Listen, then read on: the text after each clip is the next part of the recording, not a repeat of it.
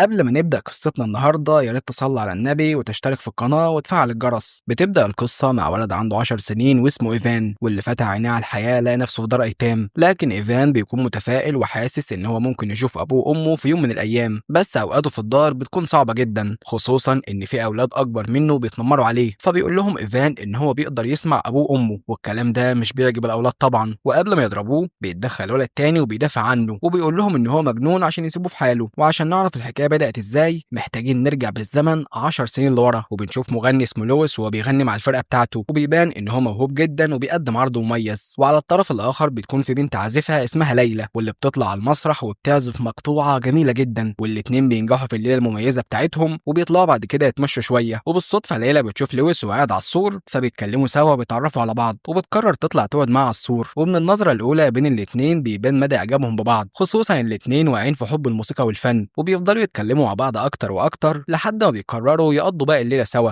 ولما بنرجع تاني لإيفان بيكون قاعد مع مسؤول من مكتب خدمة الأطفال واسمه جيفري، فبيقول له إيفان إن هو بقاله هنا 11 سنة و16 يوم. فبيتفاجئ جيفري إن هو بيعد الأيام كمان، وبيكون جيفري مهتم إن هو يتأكد إن إيفان مرتاح وعايز كمان يشوف له عيلة تتبناه. لكن إيفان بيرفض كده تماما، وبيقول له إن هو يستنى على أمل إن أمه وأبوه يلاقوه في يوم من الأيام. فبيوافق جيفري وبيتعاطف جدا مع إيفان لدرجة إن هو بيديله رقم تليفونه الخاص، وبيعرفه إن هو لو احتاج لأي حاجة في أي وقت يكلمه على طول. وبيتكلم بعدها إيفان مع صاحبه الوحيد وبيقول له إن حتى لو أهله ما دوروش عليه هيجي يوم وهيدور هو عليهم. ولما بنرجع تاني ليلى ولويس بيكونوا قضوا يوم جميل جدا سوا، وبيصحوا على صوت أصحاب لويس، وبتلاقي ليلى نفسها اتأخرت وأبوها أصلا كان مستنيها. فبيطلب منها لويس يتقابلوا في مكان معين بالليل، ورغم إن هي مش بترد عليه إلا إن نظراتها بتأكد له إن هي ما كانتش ليلة عابرة وأكيد هيتقابلوا تاني. والاتنين بيكونوا المفروض هيسافروا من المدينة النهاردة، وبيروح لويس عشان يشوف ليلى وهو فرحان، ولكن للأسف أبوها بيمنعها إن هي تكلمه حتى، وبيركبها العربية عشان يرجعوا المدينة بتاعتهم. وده طبعا بيحسس لويس بإحباط شديد جدا لأنه اتعلق بيها من اليوم الأول، وبيفضل كل واحد فيهم بعيد عن التاني بمسافات كبيرة. ولكن الصدمة إن ليلى بقت حامل من الليلة اللي قضتها مع لويس، وكل ده ولويس ما يعرفش حاجة. وبيقرر إن هو يسيب الغنى والموسيقى للأبد لأنه خلاص ما بقاش قادر يغني. وليلى برضه كانت بتعاني من مشاكل كبيرة مع أبوها لدرجة إنها بتتخانق معاه وبتسيبه وبتخرج من المطعم بسرعة، فبتخبطها عربية وبتفقد الوعي، وعلى طول بيتم نقلها على المستشفى. ولما بتفوق من العمليات بيعتذر لها أبوها لأنهم ما قدروش ينقذوا الجنين. بنرجع بعد كده لوقتنا الحالي، وبيقرر إيفان إن هو يهرب عشان يدور على أهله، وبيقرر يتصل على جيفري عن طريق واحد من الشارع، بس بيعرف إن هو مش في مكتبه حاليا، وساب له رسالة بالمكان اللي هيقعد فيه لحد ما يوصل. وبيتعاطف الراجل مع إيفان وبيديله فلوس وبيسيبه وبيمشي. وبيبدأ إيفان يبص على كل حاجة حواليه بانبهار، وبيسمع أصوات كتير جدا، وبيكون عنده موهبة فريدة من نوعها في الموسيقى لدرجة إن هو بيقدر يحول أصوات الفوضى اللي حواليه لمقطوعة موسيقية قمة في الروعة. بس وهو مندمج كده بتقع منه الورقة اللي عليها رقم جيفري في البلاعة، فبيتوتر إيفان لدرجة إن العربية كانت هتخبطه، وبيفضل يتمشى لحد ما بيشوف ولد في سنه تقريبا، وبيكون واقف بيعزف على جيتار في نص الشارع. فبيقرب منه وبيحاول يتكلم معاه، فبيعرفه الولد إن هو اسمه أرثر، لكن ما بيكونش مهتم قوي بيه وبيسيبه وبيمشي. وبيوصل جيفري للمنطقة اللي كان فيها إيفان وبيفضل مستنيه. أما إيفان فبيتحرك ورا أرثر وبيعرفه إن هو ما عندوش مكان يقعد فيه، ولما بيشوف أرثر إن هو معاه فلوس بيوافق إن هو ياخده معاه. وفي الوقت ده بيتضح إن لويس بقى رجل أعمال كبير وبيشتغل في شركة مرموقة، وده بعيد تماما عن أحلامه وطموحه في الغنى والموسيقى. وفي الوقت ده لما بيقابل واحد من ثروه القديم بيبدأ يحن لأيام الخوالي وليلى حبه الوحيد. وبتكون ليلى في مدينتها وبتتمشى في المنتزه، فبتشوف واحدة صاحبتها وبتبدأ تتكلم معاها، وبتقول لها صاحبتها إن في حفلة وإنها لازم ترجع تعزف من جديد. لكن ليلى بتكون فقدت الشغف تماما بعد اللي حصل معاها زمان. وفي الوقت ده إيفان بيتحرك مع أرثر على المكان اللي بيعيش فيه، وبيقول له أرثر إن الزعيم بتاعهم مجنون بالموسيقى والعزف واسمه ويزيرد، وعامل لهم كده زي مخبأ في مكان مهجور يقعدوا فيه. وبيتضح إن هو عنده مجموعة كبيرة جدا من الأولاد غير أرثر، وكلهم بيعزفوا وبيحبوا الموسيقى جدا. فبيدخل ويزيرد وبيرحب بإيفان، بعدها بيلم الفلوس اللي جمعها الأولاد خلال اليوم، وبيكون أرثر أكتر واحد فيهم بيجمع فلوس. بعد كده الكل بينام عشان يصحوا بدري، بس إيفان بيفضل قلقان وبيقرر إن هو يروح يجرب العزف على الجيتار. ورغم إنها المرة الأولى في حياته اللي يلمس فيها آلة موسيقية إلا إن هو بيقدر يبتكر لحن جديد وفريد من نوعه. وبيصحى ويزيرد والباقيين على صوت العزف الجميل بتاعه، وبيفهم فبيفهم ويزيرد فورا إن الولد ده عنده موهبة غير طبيعية، فبيبدأ يهتم بيه أكتر وأكتر، وبيقعدوا معاه وهما بيبصوا للنجوم، وبيقول له إن الطاقة والموسيقى هي اللي بتربط العالم ببعضه، وإن الموسيقى والألحان اللي بتيجي في دماغ إيفان دي أكيد جاية من مكان ما يعرفوش عنه حاجة لحد دلوقتي. وبالليل بيقرر لويس ياخد صاحبته الجديدة ويروح للحفلة اللي الفرقة بتاعته عاملاها، ولكن بيتوتر أول ما بيدخل المكان لأنهم بيشغلوا شرايط لحفلة قديمة تخص إيفان، والموضوع بيضايقه جدا لدرجة إن هو بيتخانق مع واحد من فرقته وبيضربوا بعض. طبعا صاحبته لما بتشوف الكلام ده بتتضايق جدا وبتسيبه وبتمشي، وبيطلع لويس يقعد بره لوحده، فبيروح له صاحبه بيحاول يهون عليه لأن إيفان من 10 سنين فقد الشغف تجاه كل شيء وبعد عن صحابه والموسيقى، وفي الوقت ده بيكون والد ليلى في المستشفى وحالته حرجة جدا، وعشان كده بيقرر يصارحها بالجريمة اللي هو عملها زمان. وبتكون المفاجأة إن هو قدر ينقذ ابن ليلى يوم الحادثة، لكنه اداه لدار أيتام وكذب عليها وقال إن هو مات، فبتتصدم ليلى إن ابنها عايش طول السنين دي وإن هي متعرفش عنه أي حاجة، وبتتضايق أكتر لما بيقول لها أبوها إن هو ما يعرفش مكانه حاليا. وتاني يوم بيقرر ويزيرد إن هو يوقف إيفان في مكان معين عشان يبدأ العزف بأسلوبه الخاص ويجمع له فلوس كتير، وبمجرد ما بيبدأ إيفان العزف بيتجمع ناس كتير جدا حواليه، وبيكونوا طبعا مبهورين بالموسيقى اللي هو بيعزفها ومش متخيلين إزاي ولد صغير زي ده يعزف الألحان الجميلة دي. والموضوع ده بيعجب ويزيرد جدا لأنه فهم إن إيفان عنده كنز لازم يستغله لمصلحته، وإن عزفه في الشوارع مش هتكون المحطة الأخيرة في رحلتهم. عشان كده بيقرر الأول يديله اسم موسيقى يعلق في دماغ الناس، وبيفضلوا الاتنين يفكروا سوا لحد ما بيطلعوا باسم قوي جدا وهو أوجست راش. وبيفرح إيفان جدا بالاسم الجديد وبيفضل يلعب مع ويزيرد، وبيقف أرثر يراقب المشهد من بعيد وهو متضايق لأنه حاسس إن إيفان أخد مكانه عند ويزيرد. أما لويس فبيكون قاعد بيتفرج على الصور القديمة بتاعته وبيفتكر أيام كان سعيد فيها من قلبه وهو مع الموسيقى والغنى، بس بيلفت نظره برضه الصورة الوحيدة اللي بتجمعه بليلى، وبيبدأ يفكر حياتها عاملة ازاي دلوقتي. وفي الوقت ده بيتضح إن ليلى قررت ترجع مدينة نيويورك اللي فيها إيفان عشان تدور عليه، وبتتصل بواحدة صاحبتها وبتحكي لها الموضوع وهي منهارة، وبتأكد لها إن هي هتدور عليه في كل مكان لحد ما تلاقيه. أما ويزيرد فبيشوف صور لإيفان متعلقة ومكتوب عليها مفقود، وده اللي بيكون عمله جيفري عشان يلاقيه، بس طبعا ويزيرد ما بيحبش الموضوع لأنه كده هياخد الكنز منه. وبيفضل ويزيرد يعرض قدرات إيفان على أشخاص مختلفين وبيطالب بأسعار عالية جدا عشان يستفاد من وراه. فبيقف إيفان في الشارع ويبص على الأطفال حواليه وبيلاقي كل واحد جنب أمه فبيزعل جدا، وبتروح ليلى لخدمة رعاية الأطفال وبتلاقي إن الموضوع هياخد وقت طويل جدا، فبتتعصب جدا وبتلفت انتباه جيفري. بعدها وأثناء ما لويس كان قاعد بيخلص شغل بيشوف إعلان عن ليلى وإن هي هتغني قريب، فبيفرح جدا لأنه ممكن يشوفها تاني. وتاني يوم بيروح جيفري الأرثر وبيسأله عن الأطفال المفقودين، فبيجي ويزيرد وما بيكونش عاجبه الموضوع خصوصا لما بيشوف معاه صورة لإيفان، وبيقول له إن هو ما بيهتمش بالأطفال اللي عنده أصلا، عشان كده حتى لو شاف إيفان مش هيرجعه له تاني، وبيهدده إن هو يبعد عن أرثر وإلا هيعامله بطريقة مش هيحبها. فبيقرر جيفري يبلغ عن المكان اللي فيه ويزيرد، ومجرد ما بيروحوا المقر بتاعهم بيلاحظوا إن الشرطة بتقتحم المكان وبيكون أرثر محاصر، فبيقرر إيفان إن هو يساعده وبيروح يشغل رجال الشرطة لحد ما يهرب. بعدها ويزيرد بيطلب من إيفان إن هما لو اتفرقوا ما يعرفش أي حد اسمه الحقيقي وإلا ممكن يرجعه لدار الأيتام تاني. وبيهرب إيفان وبيفضل يتمشى في الشوارع ومش عارف يروح فين، وبيفضل ماشي مسافة كبيرة لحد ما بيقابل كنيسة في طريقه وبيسمع صوت جميل جاي منها، فبيقرر إن هو يدخل وبيلاقي القسط معاه مجموعة من الأولاد والشباب وبيخليهم يغنوا بأسلوب جميل جدا. وتاني يوم بيشوف جيفري ليلى قدامه فبيطلب منها تمشي لأن موضوع ابنها ده هياخد وقت طويل جدا، وبيكون متضايق إن هي ما دورتش على ابنها طول السنين اللي فاتت، فبتفهمه إن هي ما كانتش تعرف مكانه واكتشفت بعد 11 سنة وكام يوم إن هو لسه عايش. فبيستغرب جيفري من كلامها وبيقرر إن هو يساعدها فعلا، وبيوصل بعدها لويس على نيويورك وبيحاول يتواصل مع ليلى بس تليفونها بيكون مقفول، فبيروح للمكان اللي بتشتغل فيه وبيكتشف إنها استقالت من فترة. وفي الوقت ده بيقعد جيفري مع ليلى وبيوريها أكتر من طفل لحد ما بتشوف صورة إيفان قدامها وبيعرفها إن هو ده ابنها. بعد كده بنعرف إن القسط لما شاف إيفان وحيد قرر يهتم بيه ويقعده عنده، وفي الوقت ده بيشوف إيفان بنت القسط وهي بتعزف على البيانو، فبيقعد معاها وبتفهمه كل حاجة عن النوتة الموسيقية، وبيفضل يسمع بعدها الأصوات من حواليه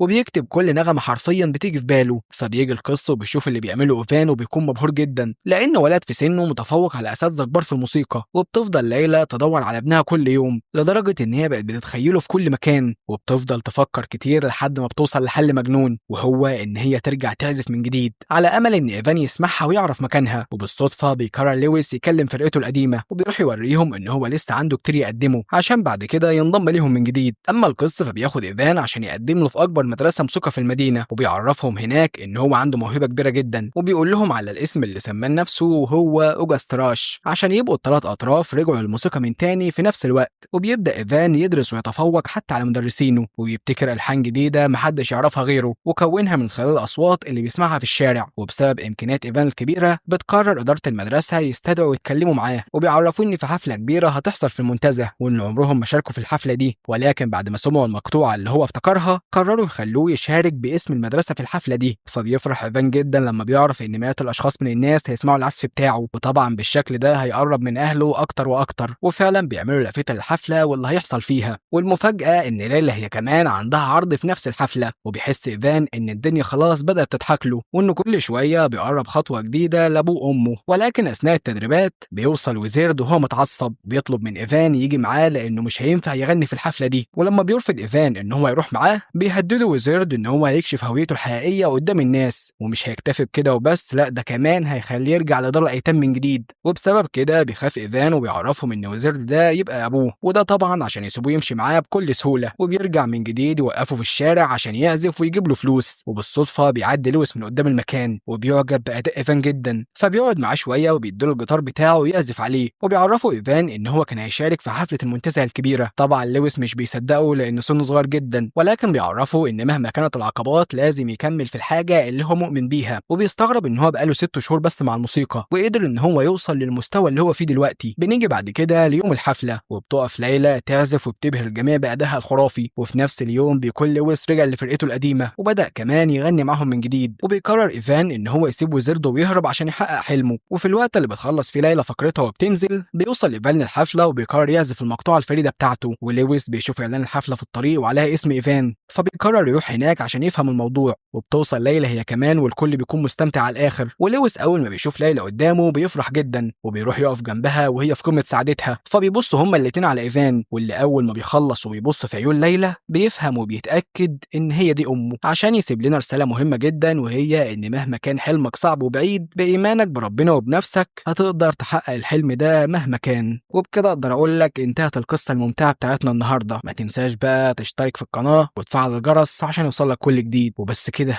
أشوفك في قصة جديدة.